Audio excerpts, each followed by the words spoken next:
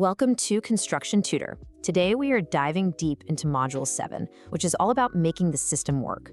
We're going to talk about what happens when things go sideways on a project, and, more importantly, how to build a system so solid that you can stop those failures before they even start. So let me ask you this. What happens when your project starts to fail? It's the question that probably keeps you up at night, right? You've got your plan, your schedule, your budget, everything looks good on paper, but then you start to feel it. The gears start to grind. The success of the entire project? Well, it all comes down to having a system that can handle that pressure. So what does that look like? Most of the problems you're going to run into during construction, they aren't brand new or unique. Turns out they usually fall into one of 5 common buckets. And really, understanding these pitfalls, that's the first huge step to making sure they don't happen to you. And here they are. You've got delays, poor planning, improper testing, flawed documentation, and a big one, just a fundamental misunderstanding of what contractor quality control, or CQC, is all about. You can probably see how these are all connected, kind of like dominoes. A delay? That often comes from poor planning. Bad testing? That leads straight to flawed documents. And if you don't get your CQC responsibilities right, well, that can cause every single one of these to just snowball out of control. It's a total chain reaction.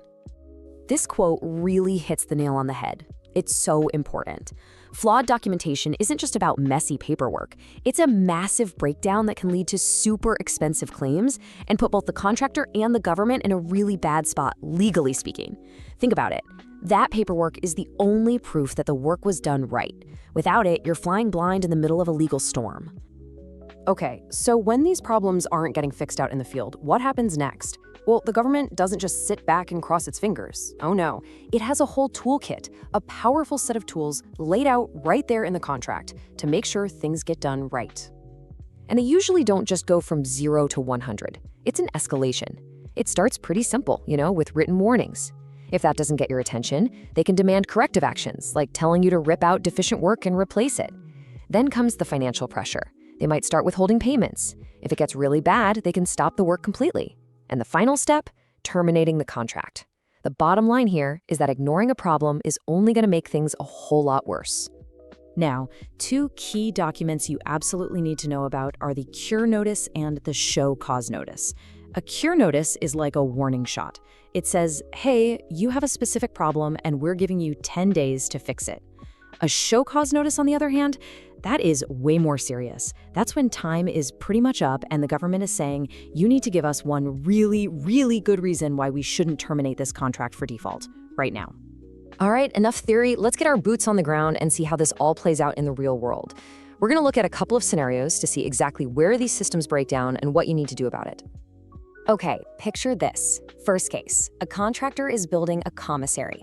They're just about to start their roofing, and the resident engineer notices they're using untreated lumber. That's a huge violation of the specs. The right material, it's 8 weeks out, so the whole schedule is at risk. And the contractor's solution? Just ask for a waiver. Now, before we break this down, just think about it for a second. A mistake this big doesn't just happen out of nowhere. I mean, multiple checks and balances had to have failed. So where did things really go wrong? Where did both the contractor's control system and the government's assurance system totally break down? And here it is. First, the contractor's quality control system completely failed. They never made sure the right material was submitted, approved, delivered, and ready to go. They just dropped the ball. But at the exact same time, the government's quality assurance system also failed because they didn't catch this non-compliant material before it was about to be put up on the roof. Both sides had a major failure here. All right, let's look at another one, and this one's even more urgent. We've got a masonry project, and the contractor is they know it's wrong, using the wrong joint reinforcement. The government's QA person has already told them it's wrong, but here's the kicker. They're planning to cover it all up the very next morning. This is a situation that needs immediate action. The response here has to be fast and firm. There's no room for discussion. First, you stop work on that specific feature immediately. You cannot let them cover up that mistake. Second, you invoke the contract clause, FAR 52.246-12, inspection of construction, which gives the government the clear authority to do this. And finally, you require the contractor to remove and replace all of that non-compliant work, and it's all on their dime. No ifs, ands, or buts. So after looking at the common problems, the serious consequences, and these real-world examples, what's the big lesson here? what does it actually take to make the system work? It really all comes down to this one powerful idea. You see, hope is not a strategy. A great quality control manager and a successful project can't just sit back and hope that problems are going to magically fix themselves. You have to be proactive, not passive. It's not enough to just spot problems. You have to be the one driving the solutions. And that, right there, is the ultimate takeaway from all of this. Making the system work isn't about filling out checklists or generating paperwork. It's about taking action. Your job is to control quality by actively making sure that problems are not only fixed when they pop up, but more importantly, are prevented from ever happening in the first place. That, my friends, is the heart and soul of an effective CQC system. Hey, if you found this breakdown useful, do me a favor and hit that like button. And make sure you subscribe to Construction Tutor for more practical explainers just like this one, all designed to help you build smarter. Thanks for watching.